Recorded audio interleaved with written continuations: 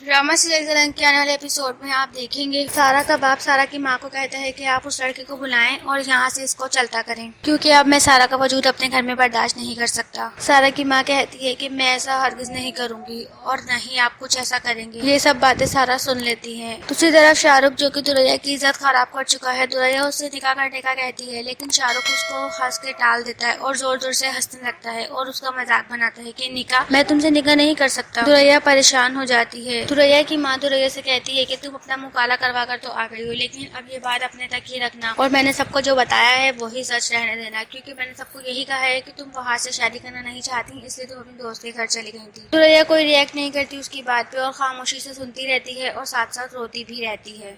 उधर शीना सरफराज से कहती है कि तुम्हारा रिश्ता लेके मुझे जाना ही होगा, क्योंकि तुम्हारी बीवी तो मुझसे ज्यादा समझदार है और अब मुझे बात करनी ही होगी। सरफराज कहता है कि शीना तुम किस चक्कर में मुझे फंसा रही हो। शीना कहती है कि फंसा रही हूँ, मैं तो तुम्हारी जान बचा रही हूँ। तो दोस्तों, सबको क्या लगता है कि वह आज दुरैया की हकीकत जान जाएगा? क्या सारा का सच सबके सामने आ जाएगा? कमेंट्स करके हमें जरूर बताएं।